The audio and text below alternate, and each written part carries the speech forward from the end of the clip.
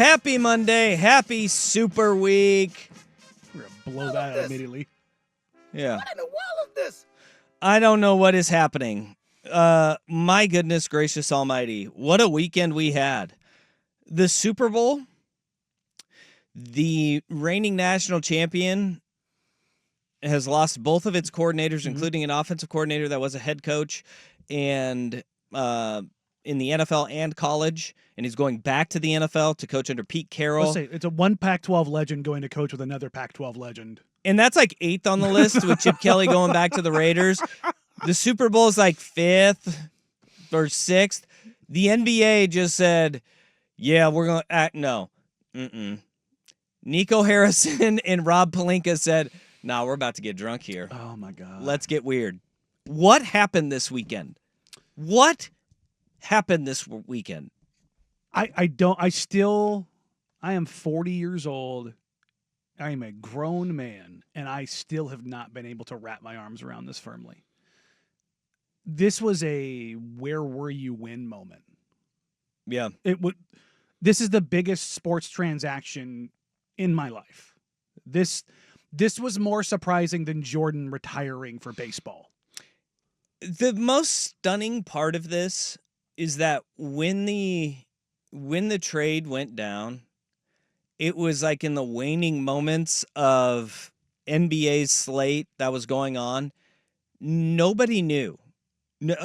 Nobody knew that Luka Doncic was available. And they pulled the trigger. And to say the Dallas Mavericks got fleeced in this is the world's largest understatement. We're going to do studies on this at some point in time, as we get further and further away from it. But as of right now, Nico Harrison is the guy who traded Luka Doncic.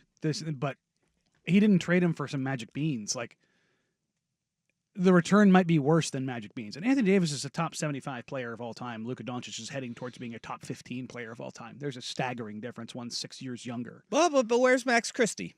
Oh, God. I had a front office executive like, well, Max Christie's kind of a first-round pick. Okay. And I shut that down immediately. I'm like, don't even come close to doing that. Like, no, we're not doing that with him. No. The idea now, there are some reports, and I've heard from some people that despite Nico Harrison saying that he only called the Lakers, that he did, in fact, call one other organization, that he did call the Bucks. Oh. And they were not interested. In Luka Doncic? Yeah. All right. If you don't know what we're talking about, on Saturday, the Lakers acquired Luka Doncic, injured Maxi Kleber, Markieff Morris. Again.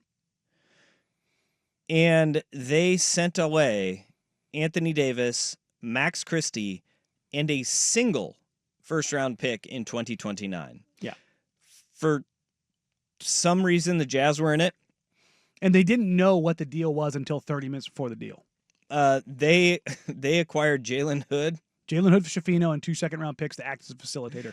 And sent $55,000 cash to each the Lakers and Mavs, which I was surprised. I thought they got rid of that. No, it's still there. It's okay. Up to $3 million. Oh, so you have a pot of $3 million each year. $55,000. What is that doing? Probably covering the physicals. Something along those lines. But they got involved in that too. So that is our 3-way deal. That really is a 2-way deal. It doesn't make sense in the idea that, like, we say often, like, this is a surprise. The idea that could be hyperbole is thrown out the door when you hear Luka Doncic is furious that he is no longer a Dallas Maverick. His dad has now come out and told ESPN that he didn't deserve this and to be traded from the Mavericks to the Lakers. He wanted to be a guy that was in the city, a one-stop guy, just like Dirk Nowitzki, who he's looked up to and is seen as used as a mentor over his career. He wanted to be just that in Dallas. They go to a NBA Finals last year, and this happens 8 months later. Stunning. I mean, there's no other way to put it.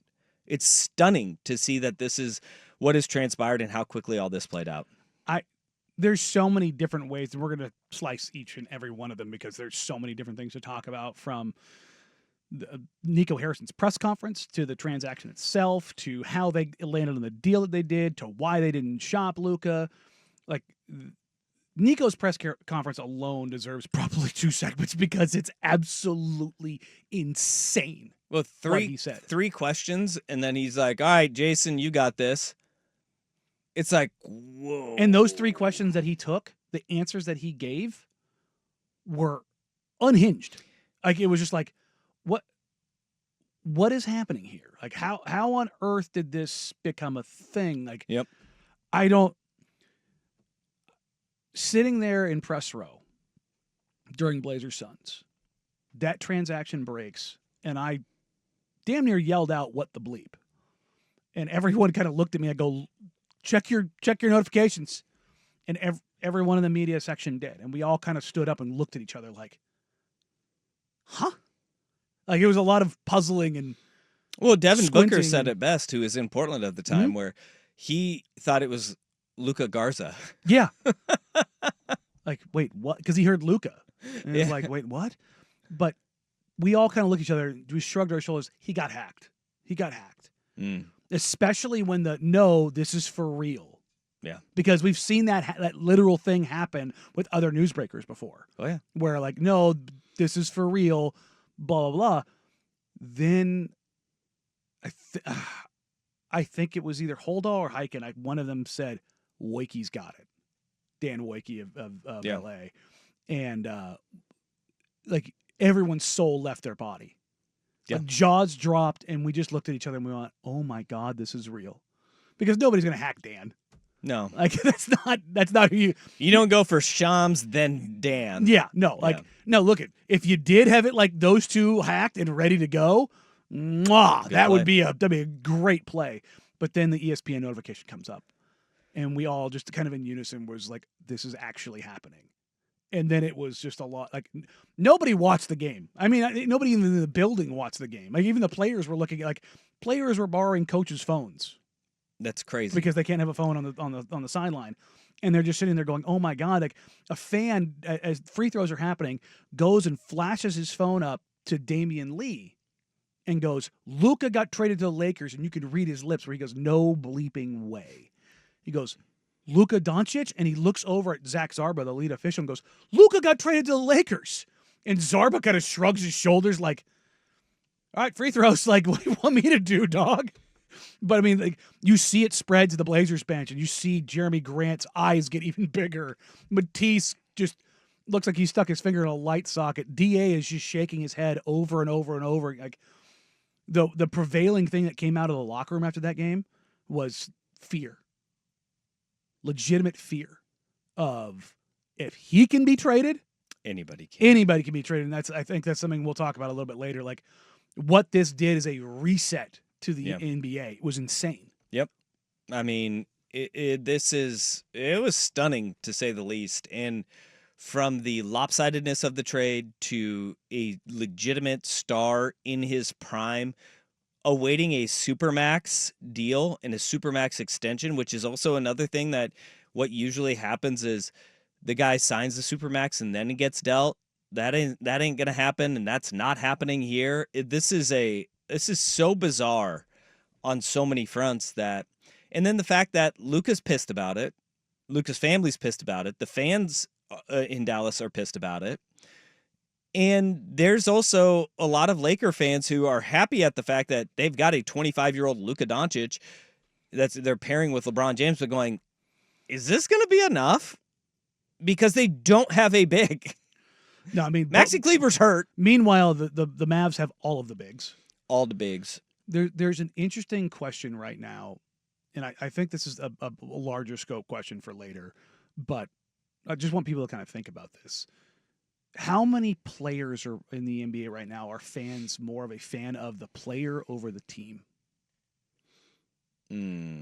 Because this Mavs team is a team that has been about the Mavs.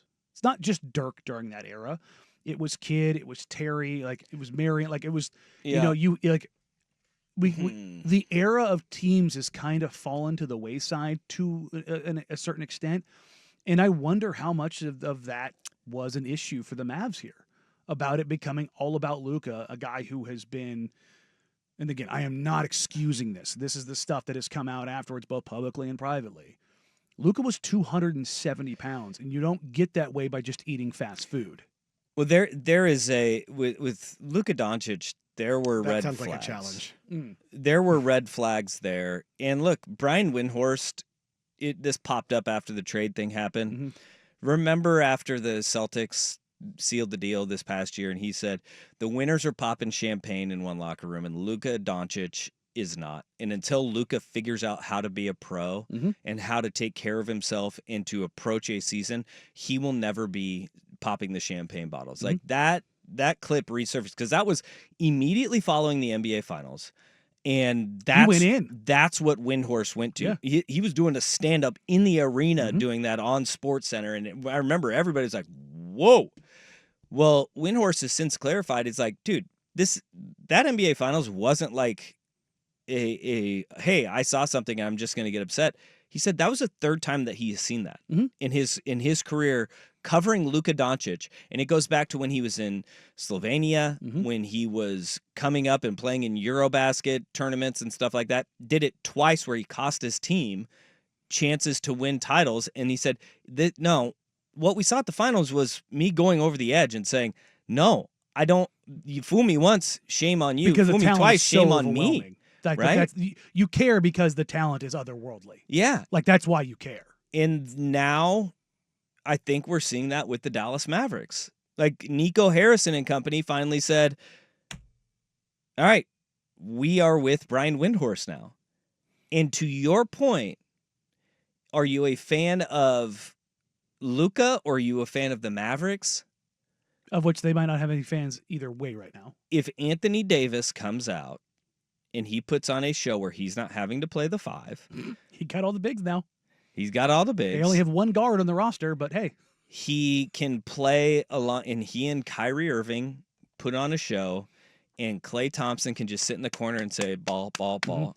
And they knock down, he knocks down a buttload of threes, which he isn't really doing because he's aging Klay Thompson. But if they come out and they start rattling off wins, do those Mavericks fans come right back? I know a lot of Mavericks fans, and I know a lot of folks that cover that team. Dude. It is very much bleep that team right now. Oh, absolutely. They are. Absolutely. I would not be surprised if you saw like a damn near empty arena when they come home. I wouldn't doubt that one bit. But I wonder how long that lasts if they win. Because people love a winner. You're not wrong, especially in that town. People love a winner. But they are livid right now. They should be, man. I mean, it's one thing, like, we went through that here in a sense with Dame, but it was over 89 days. Theirs was in the middle of the night, basically. It just happened. Yep. There's no cycles of grief. It's immediately. You got one first-round pick. And 31, about to be 32-year-old Anthony Davis. Who's always injured. In his prime was always injured. But on the flip side of that, we have been sitting here, and Portland fans know this. You have one of the best players in the NBA. And Damian Lillard wasn't to the level of Luka Doncic. No. But we had Damian Lillard here for a decade. And we saw a front office just sit on their hands, not really build a contender around him at all. Whereas Mavericks did. They chose to. And they went all in. They took risks. And they did it last year at the deadline even. And they acquired whether it was Gafford PJ Washington. Yep. They got those guys and they said, we're gearing up. And they fell short and they read the room. Would you rather have a front office that is proactive or one that just sits there and sits on their hands, which is the other thing? You know, like, I mean, there's two sides of this too, where you could say we have seen these trades in professional sports across the landscape of all sports, right? Where we've said one team has gotten fleeced, and they absolutely 100% did. We've also seen it where initially we go, that team got fleeced, and they end up winning more than the other team does. I don't know how the Mavs win out of this. The Mavs would have to win a title this year. They ain't doing that. And even if they did, I think a lot of Mavs fans would say it feels hollow. I just look at it because there's no identity, there's no relationship with this team. I think they would change it really quickly. I think. I don't think so. I think talking to the folks that I've talked I know, but we're in the immediacy of it now, and like they're not going to win a title because here's the other issue is that if you're sending Luka off to LA because you feel like he isn't fully committed, you brought in Anthony Davis to play with Kyrie freaking Irving. That's the answer? Which 10 years ago, man, that'd have been a hell of a team. But I mean, goodness gracious. Former LeBron running mates. Okay. But now you're essentially saying, all right, Kyrie, you've checked your crazy for a long time now. There's nobody to keep him in check. Nobody to keep him in check. He's got a contract that's coming up, and you don't think he has leverage now? It's wild. And Klay Thompson went to Dallas to play with Luka. All right, let's start breaking it down then. This is baffling. It's confusing. We need to dive into all of the tentacles because there's just so much.